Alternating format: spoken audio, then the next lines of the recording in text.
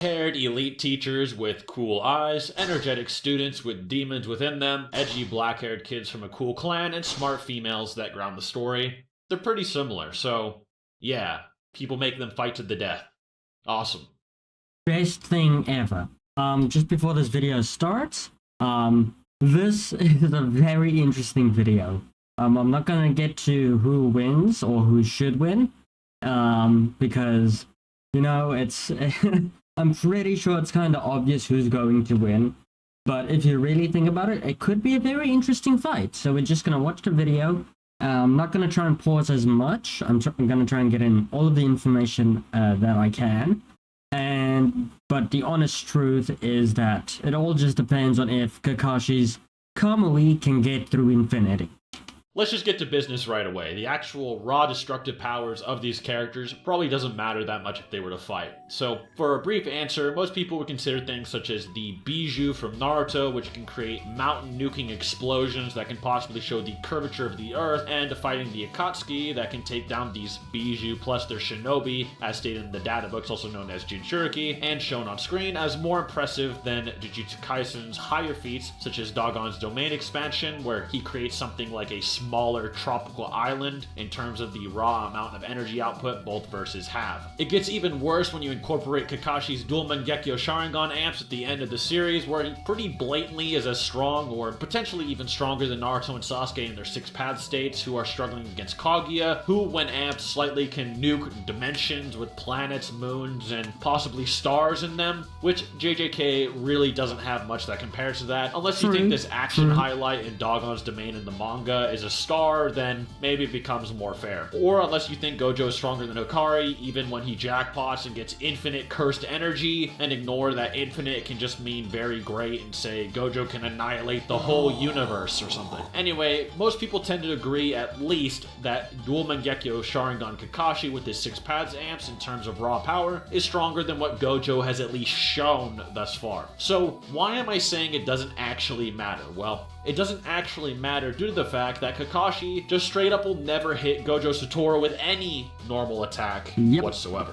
Yes, I'm saying that Gojo's technique, the Limitless, would actually negate any of Kakashi's normal techniques or attacks, such as Raikiri, Fireball Jutsu, and so on. But why would I, someone who is heavily against saying things that haven't been shown to work on much stronger people, say that this would work on Kakashi, who is potentially much stronger? It seems somewhat hypocritical considering my track record. Well, that's because of the way Gojo's ability actually functions. And to be fair, when I first wrote this video, I actually theorized that Gojo's Infinity Barrier technique, which basically stops anything from touching him, which... No, that's a misconception. It doesn't stop.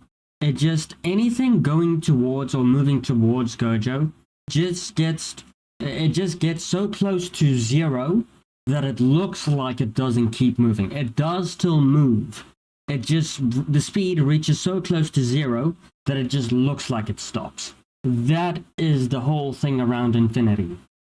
Just some barrier technique that, due to him having cursed energy stronger than anybody else in his series, would negate their attacks because... And obviously he has his domain expansion, and if you've been reading the manga, because we learned that any curse technique is like a part of the brain, and so when you use a curse like domain expansion, it like puts your brain on like a cooldown. And that's why you can't use the domain expansion over and over and over again.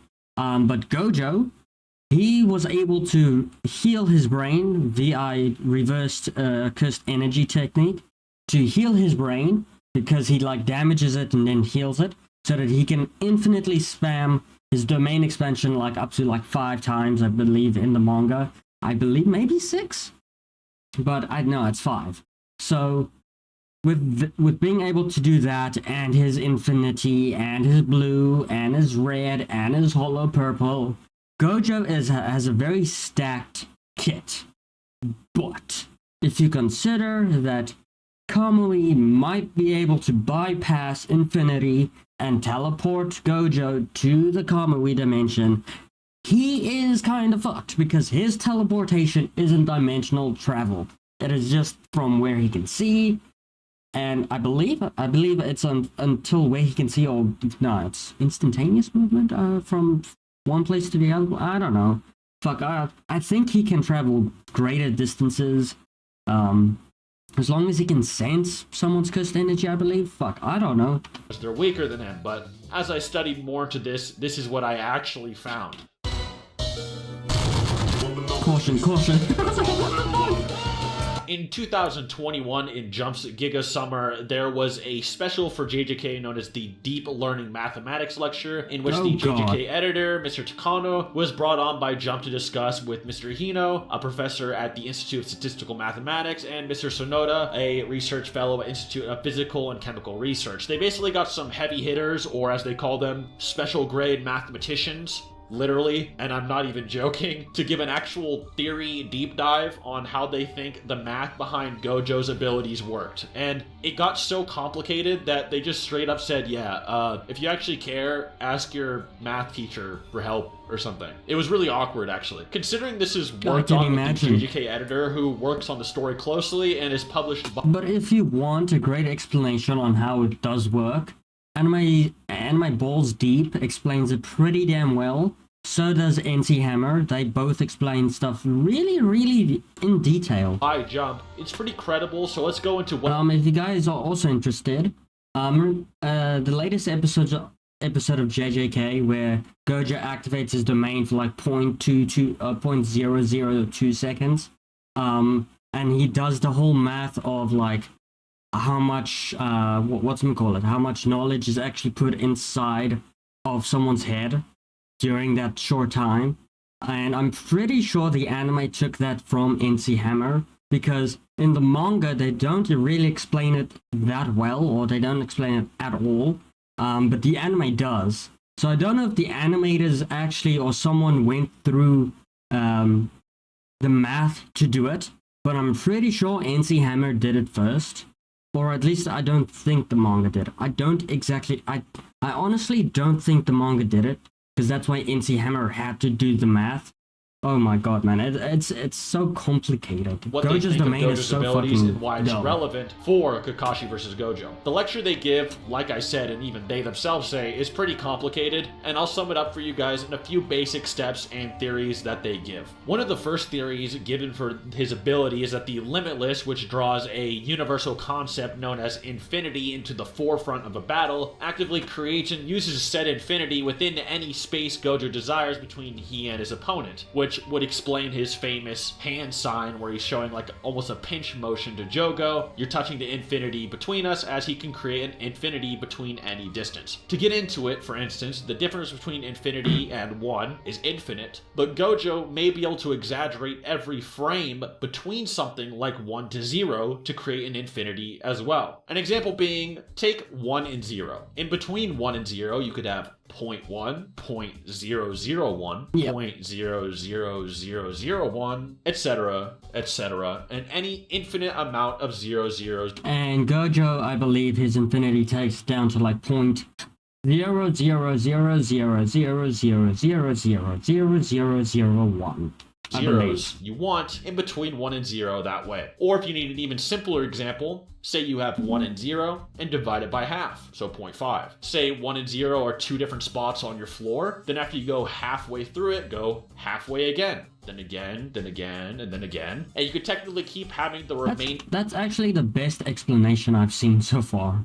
...half distance infinitely. You could make a half of any distance you want forever. Similar to the concept of Achilles and the tortoise proposed by an ancient Greek philosopher named Zeno, which Gojo, funny enough, actually brings up himself in the manga. The theory is that if Achilles were to race a tortoise that was given a head start, that the amount of distance between him and the tortoise would always be infinite and would require an infinite amount of steps to reach the tortoise. As Achilles, whenever he reached halfway to the tortoise, would continually have to keep going to the next halfway point between he and the tortoise over and over and over again, and since there are infinite halfway points, as whenever you reach halfway to something there's a new halfway point, he'd have to do it forever. As there could theoretically be an infinite amount of points between any distance, not only theoretically making motion impossible, but making Achilles move slower and slower the closer he got to the tortoise, as every halfway point remaining between him and the tortoise would just get smaller and smaller, until Achilles just looked like he wasn't moving anymore. Of course, you could debunk Zeno's tortoise paradox by quite literally punching him in the face and then saying, "Oh, I thought my fist would never reach you," or something.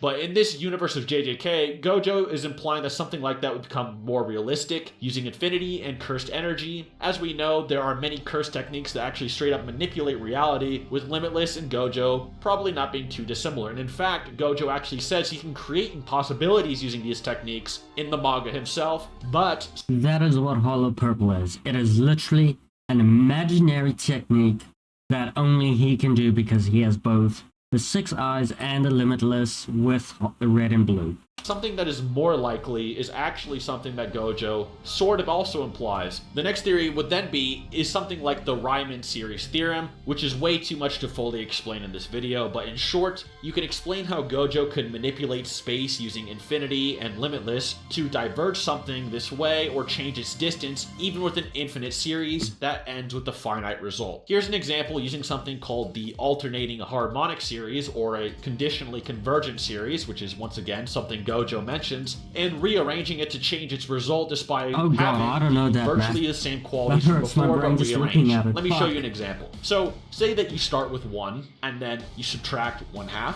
add 1/3, minus 1/4, add 1/5, minus 1/6, add 1/7, and then basically you do this forever. You basically create a series, and then the result of that would actually be a logarithmic 2, and I'll show why that is on the screen now. But then, something you could then do is, by changing the order, say you then go 1, then minus 1/2, then minus 1/4, this is lots of math just to explain one technique, minus 1/8, plus 1/5, minus 1/10, and then so on, and you kept everything that was in the original series but changed the order, it would actually be half the results of the original. So, by simply changing the order of our series, or our conditionally convergent series, or alternating harmonic series, we actually get half the result of what we got despite it having the same exact things within it, just in a different order. The theory then is that Gojo can manipulate orders of space between he and his opponent with positive and negative things like blue, red, etc., which can manipulate space, from what we know, and thus change the actual distance between he and his opponent, negating any attack that comes towards him, as they just simply diverge and never reach him regardless of strength.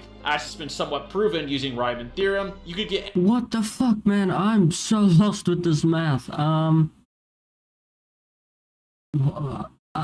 I'm trying to understand it, but my brain is any result between 2 points if you can freely reorganize the series between them like Gojo is implied to be able to do. The final theory is that Gojo is sort of manipulating the concepts of near and far and giving the perception that his opponents are moving farther than they actually are. With an example being he— Isn't that the same explanation that he gives in the anime? Bends the density of space to become more dense the closer you get to him, to give the illusion that you have traveled farther than in actuality, and so on. There's a lot more to be said about this, but I don't want to get into detail because I sort of disagree with the idea of perception manipulation being what Limitless is. Examples of this being in Gojo versus Jogo. Yeah, really interesting names. Jogo shoots a fire blast that completely surpasses the distance and all around Gojo, yet it doesn't actually touch him specifically. Unless Gojo is giving Jogo's fireballs perception, then confusing their perception, it doesn't really make a lot of sense for this to be the case. No, this also happens whenever Gojo is clearly within an explosion or any type of blast, then engulfs his entire body or the entire area. So unless the Gojo we are— No, Gojo there was just fucking around. He got it as close to his face as possible, while looking like he got hurt, just to mess with Jogo.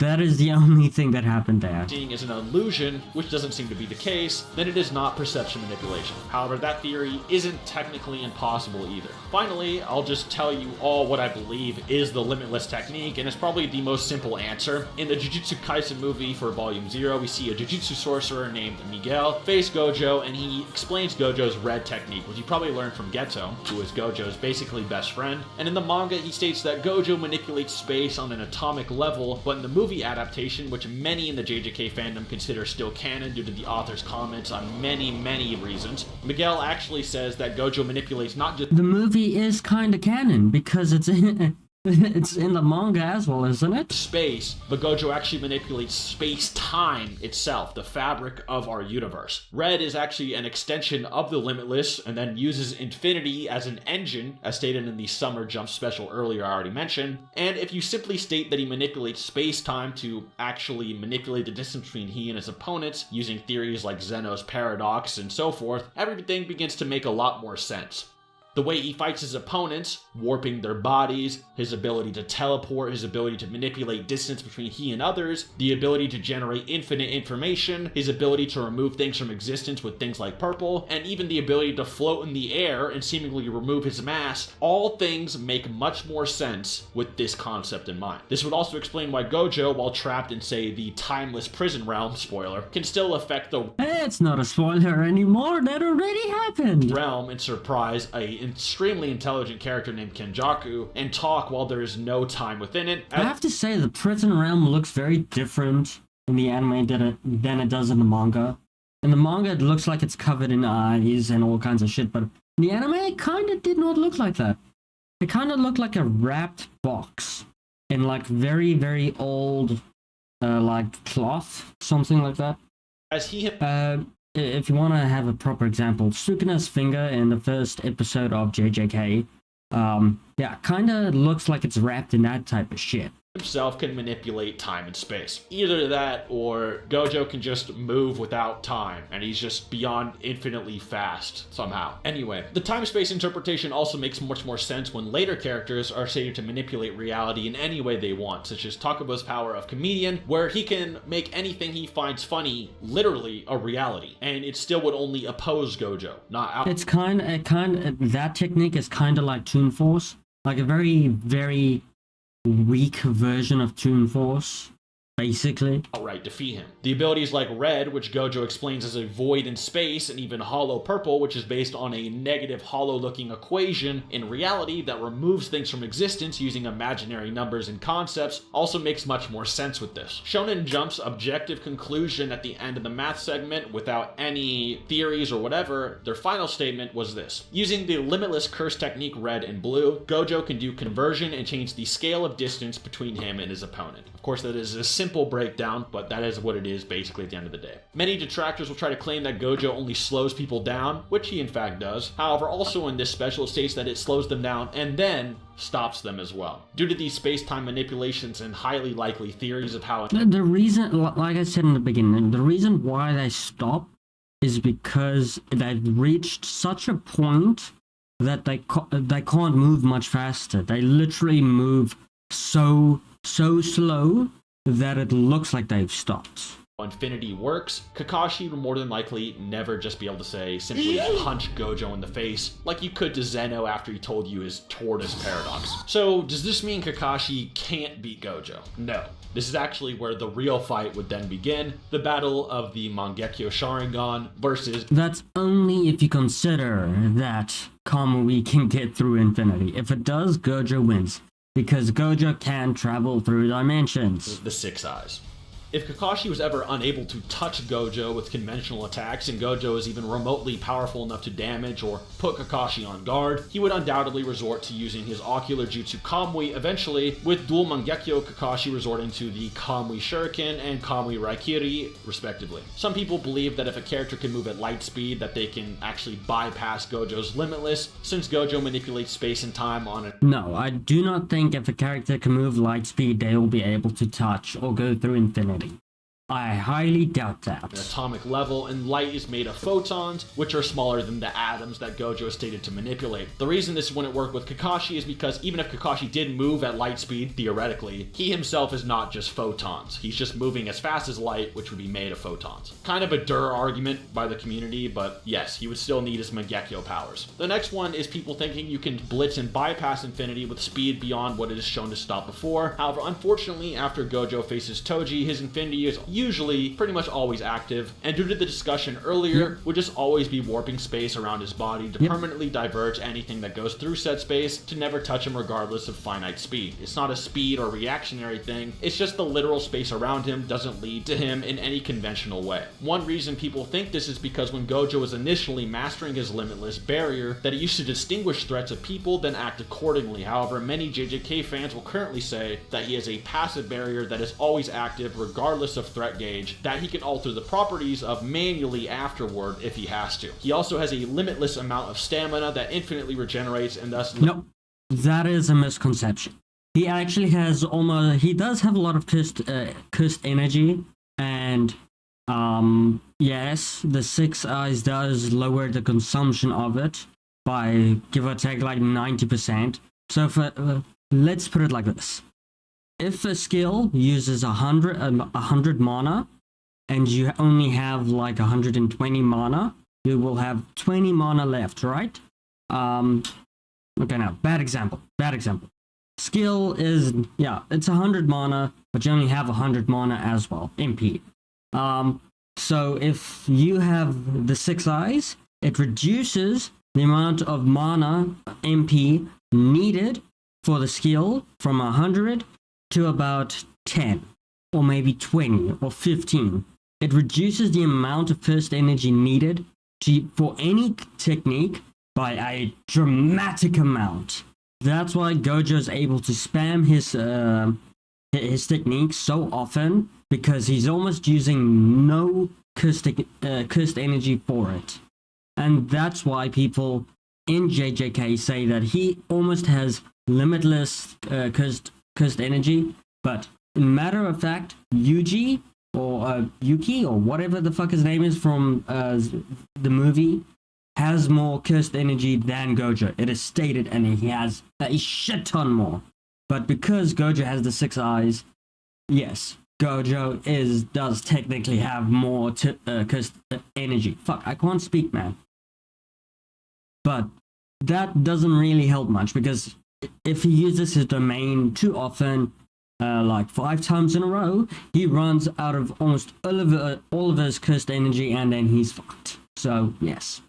Limitless is always active. This may sound like I'm giving Gojo a lot of the benefit of the doubt, which I am, to be fair, but this does not mean Kakashi can't win, as I stated earlier, and even if it is all true, and giving both sides the benefit of the doubt and still proving a conclusion makes it much more convincing than if I were to try to downplay Gojo or not give him everything he has, which I'll show you. Anyway, let's get to the actual Mangekyo powers now. Kamui, which is basically Kakashi's ability to rip open a hole in space and time into the Kamui realm, would straight up rip Gojo in half, at least the normal variation of Kamui. And assuming that Gojo we always see as some kind of illusion or something, and Kakashi wouldn't just be like negging an illusion made by Infinity, which I would extremely doubt, since when he fought Toji and turned off his Limitless curse technique and deactivated Infinity, Gojo was still where everyone thought he was, etc. Anyway, Kamui doesn't actually travel to someone, so it wouldn't actually travel through the Infinity between him and Gojo. It would actually spawn or just appear on Gojo's body and then just start ripping him in half. You could argue that Kakashi might spawn Kamui on Infinity when he's looking at Gojo, since Infinity is technically between him and Kakashi at all times. That is interesting. That is actually a really interesting concept of due to Infinity actually being everywhere at all times, you don't actually perceive or visually see this Infinity. Gojo more so manipulates what's always around everyone with a curse technique. So Kakashi would actually see just Gojo, and if he spawned a Kamui, it would spawn on Gojo's body, in which the only way he's surviving it is if he can manipulate the spatial properties of his own body to just sort of negate being spatially warped away, which may be possible, but once again, judging off of that Toji fight, his body seems to actually take damage even after his cursed energy can reactivate, and he doesn't just reform everything in his body normally. It seems like he has to regenerate. So from there, we have to actually gauge the speed of Kamui versus Gojo to make sure he can't just teleport away from it using blue or whatever and run like Deidara did, because if you guys didn't know, Gojo can actually teleport with a hand sign, sort of like Flying Raijin, but just by clapping his hands together. If we use the War Arc Kakashi's Kamui as an example, and not DMS yet, War Arc Kakashi alongside Obito's Kamui, amping the Kamui's speed to 2 times, could react and warp things faster than Ten Tails Madara's True-Seeking Orbs. These True-Seeking Orbs are able to somewhat move comparatively in speed to Might Guy in the 8th Gate and 7th Gate, with characters like Minato, Gaara, Gatedly, and Kakashi somewhat struggling to react to them otherwise, although they could react to them. With all these characters being much faster than the likes of Haku from the Land of Waves, who could fling himself between mirrors at the speed of light, which Guy and Rock Lee also react to during the war, or almost everybody in Naruto can react to light speed attacks. Much faster than Kid Kakashi, who could chop a lightning bolt in half in the middle of the air. The True-Seeking Orbs should also be faster than Darwee's Laser Circus, which is literally just light reflecting off of water and then moving through the air, and should be faster than the 4th Raikage and Killer Bee's Lariat, which usually is in base or with a few version 1 one-tailed cloaks, which is stated to move at the speed of light in the databooks. Kakashi also uses this Kamui to rip off Deidara's arm while he's in mid-combat, despite his Kamui being in a much weaker state at the beginning of Shippuden, and is implied to be able to react to Kakuzu's jutsu mid-combat if he had to, and can also react to pain in mid-combat, and so forth. It's implied to at least be relative in speed to him at the bare minimum. Jujutsu Kaisen, due to being a newer shonen, doesn't actually have a lot of speed feats, and it actually all clocks in at under the speed of lightning for pretty much everything, which is for the most part slower than Kakashi as a chakra-drained child. This isn't to say that Gojo couldn't be faster, it's just that we don't really know, sort of like a Saitama. No, I'm pretty sure Gojo, yeah, he might not be as fast as Lightspeed, but his reaction time, I'm pretty sure is, because he killed like 1,000 mutated humans in the span of like, how many seconds was it? It was like, it was 299. So it's about 3 minutes, I think. Well, no, everything happened in around 3.5 minutes. So yeah, no, his reaction speed is pretty damn fast. His actual speed, probably under light speed, yes. I would probably put it there. Assume he's much faster than what we've seen. Unless you think him reacting to, say, something like Jogo in his domain gives him instantaneous reaction speed, as domains always hit their target pretty much instantly. Or you think he has some kind of infinite speed for talking in a realm without time, like the prison realm later. With those, Gojo could easily clap his hands, use time-space manipulation, and then avoid Kamui. Otherwise, he just pretty much gets ripped in two, and that's about that. If Gojo can survive Kamui, he can then activate his own domain expansion called Limitless Void. Limitless Void spawns an orb around... And this is where the fun comes in, because Kakashi doesn't have any resistance to this attack. Its target is guaranteed to hit its opponent no matter what. It's kind of a point of the versus ability. Inside this domain, Gojo kind of injects the target with multiple different infinities where... If he had both Kamuis, he'd be able to Kamui himself out of the domain expansion, but at the same time, that's if you consider that a possibility. ...of information. That sounds... Because a domain closes off all the space and time around you to make a nice closed domain for that sure hit attack. Insane, multiple infinities worth, but I'm not actually exaggerating. A good example is, imagine Kakashi saw an apple in his life one time. And instead of seeing this apple or hearing an apple an infinite amount of times, Kakashi would first see, hear, and perceive the letter A from apple infinitely first, then P, then the next P, and then the L, the E, and then apple for infinity, over and over and over again. This happens until the target absorbs so much information that they cannot move and eventually die. A good example of also what this looks like is in 0.2 seconds, the Limitless Void will inject 6 months of information into its target. 0.2 seconds. For reference, remember that the Tsukuyomi in Naruto Part 1 that Itachi used on Kakashi gave him 3 days worth of pain and information, and he was sent to the hospital. While I think Tsukuyomi is a little bit stronger than Limitless Void, Limitless Void... No. Pain-wise, yes. But in terms of, like, actually stunning your opponent, Limitless is brokenly OP, because for 0.2 seconds of information is 6 months worth of 0.2 seconds of like just his domain expansion, is 6 months of information. But that can stun an average person for over, give or take, 10 minutes, I believe. So, yeah, no, it's pretty damn busted. And if you're a stronger opponent like Kakashi, it's probably gonna be around 3 minutes, maybe. So, yeah, no, it's... In those 3 minutes, Kakashi is a dead person. Isn't an illusion and isn't something the Sharingan can simply reflect or ignore. It's actual physical information that is being injected from the universe itself. Also, Itachi did only give Kakashi 3 days of information and was actually trying to spare him and go easy on him. He didn't give any information, he just tortured him for 3 days. And as we know, Itachi can make you live out your entire life instantly and make you die in an instant. In this case, Gojo is pretty much somewhat similar and can actually give you actual infinities of information you can't just reflect or avoid. Due to this, Gojo would more than likely be able to actually kill Kakashi, at least pre-DMS, with his domain expansion, or pre-Mangekyo Kakashi. Especially if Kakashi can't hurt Gojo with conventional attacks, and can't land calmly for whatever reason. It's pretty much guaranteed that Part 1 Kakashi is getting bodied by Gojo. But, as I implied, that is unless you think with DMS or even Mangekyo Sharingan, Kakashi has the mind space and ocular prowess to handle infinite amounts of information. A good example is how Itachi can actually generate that kind of information and tolerate himself using his Mangekyo Sharingan, and with DMS Kakashi easily surpassing Itachi's ocular prowess, and can even potentially surpass or rival the top tier of the entire Naruto Shippuden verse, like Six Paths Naruto, Renegon Sasuke, Ten Tails of Madara, and etc. He can also spam Kamui and is intangible at will, although his Kamui is more projectile based with Shuriken, so it's more debatable if it would actually go through infinity just straight up. It's possible he could cut through the manipulated space of Gojo's infinity, however. One last final thing to go over for Kakashi's sake. This mainly would only apply to Part 1 Kakashi, as I mainly discussed the main win con for Kakashi during the War Arc and DMS, which is the premise of this video, is his Mangekyo abilities, his space-time manipulation, and his resistances. But for Part 1 Kakashi, an interesting win con since he doesn't have Mangekyo abilities, or he does but he can't necessarily use them since he could barely use his normal Sharingan, is of course his Genjutsu and his ocular Genjutsu abilities. The reason Could it work? I guess it could, but I don't think Kakashi can use Genjutsu. I've never seen him use Genjutsu before. Has he?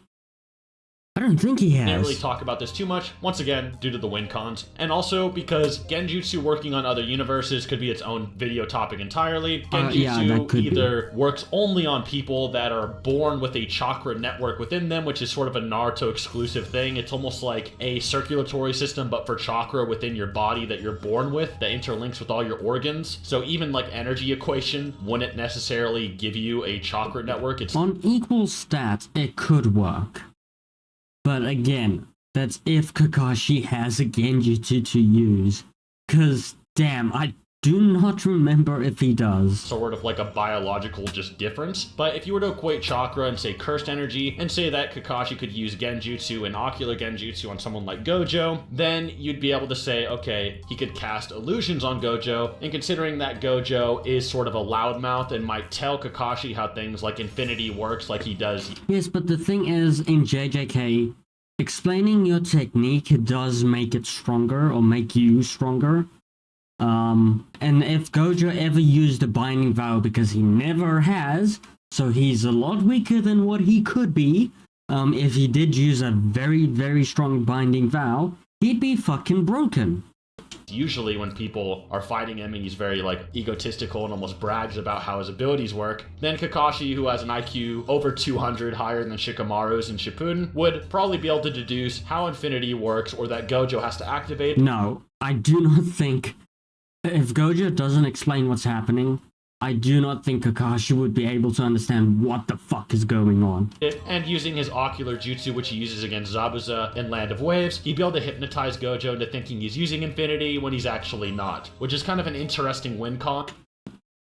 I don't think so, because even if Gojo is under the Genjutsu, I don't think Kakashi can make Gojo stop using infinity. Because of the 6 eyes and a limitless curse technique, it is active all the time. Yes, Gojo can switch it on and off, but there's no need for Gojo to let down his guard. I guess if in the Genjutsu he does kill Kakashi, then he might lower it, but I think Gojo has learned from Toji that even if your opponent is dead, never ever lower infinity. Because goddamn, you can get caught off guard so hard. If you think Part 1 Kakashi is strong enough to kill Gojo, as well as the fact if you think Ocular Jutsu would work on Gojo. As far as we know, Gojo doesn't actually have any illusion or mental mind hacks resistances. He did spend like a year inside of the prison realm, which I guess that can build up resistances. So, was it a year in the prison realm? Maybe it was just 8 months or something. I can't remember, but was it a month maybe? Oh fuck, I can't remember how long he spent in there. But if you consider that, and him building up his techniques and refining them and, you know, mentally preparing himself, if you add that in, his mental strength could probably resist a genjutsu of, like, low level, because I don't think Kakashi has any genjutsu. Sort of just a powerhouse no one affects. I don't remember him using... Okay, maybe in the early parts of Naruto he maybe did use genjutsu, but again, I don't think that was a high-level genjutsu. However, even Ocular Jutsu and Genjutsu might not work against Gojo if you actually think that Infinity would just deflect or block all chakra interference that Kakashi would be sending to Gojo's body. As you know, things like Ocular Genjutsu, specifically Mangekyo Genjutsu in the novels, actually injects your chakra into the other person, and if Infinity actually determines that as a threat, or Gojo would determine that as a threat, or even if you just say Infinity would just do it anyway, then the chakra that is being used during the Genjutsu would never actually reach Gojo's body and would just simply diverge, and even then Genjutsu wouldn't work either. So that's why I didn't really bring it up and make it too much of a focus of this video. It's not important really at all. The Genjutsu really falls off in Naruto. Yes, there's one or two, but most of the genjutsu just fucking disappears. Main win cons are, once again, how fast do you think Gojo is? Do you think Kakashi's Kamui can rip him in half and bypass Infinity? And do you think maybe Gojo's has infinite power or something crazy like that? With that, I'll leave it up to you guys. It depends on what speed you think Gojo has. Do you think he reacts to instantaneous attacks in Jogo's domain? Is he moving in a timeless void due to his speed? Do you think Gojo has infinite power due to scaling above Hakari's jackpot, etc., etc.? Do you think the DMS can handle infinite void because of Itachi's Tsukuyomi, which is described as above time and space and all earthly things? Would Kakashi just blitz Kamui destroy Gojo before a fight even began? Etc., etc., etc. Regardless, it's a pretty interesting matchup, and I hope you guys learned something. Personally, I could see why you could argue for either, and I'd love to see what you guys think, as this is probably one of the more interesting and awesome matchups I've had to look into for quite a while, actually. But as a final fun fact for this video, and in fact, might be the most important fact of the video. Did you know that Akutami, the author of Jujutsu Kaisen, actually comments on Gojo versus Kakashi? I'm not joking. So the creator of Gojo actually says this. In the JJK fan book, I often hear people say that it's cool that Gojo has powers like Kakashi Sensei, but all I can say to that is that he's not really on the same level as Kakashi Sensei. So this is more than likely him implying that Gojo is inferior to Kakashi,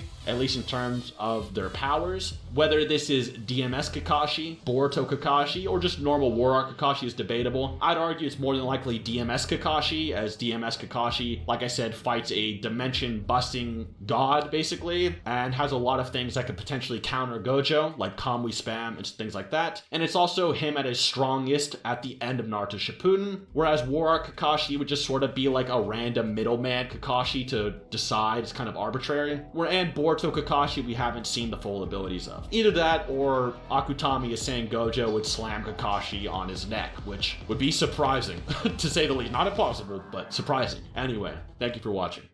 Okay, so basically, like I said in the beginning, this all just comes down to if you consider Kamui to go through infinity. If it does, Kakashi wins. If you don't, Gojo wins, because Gojo's just fucking broken.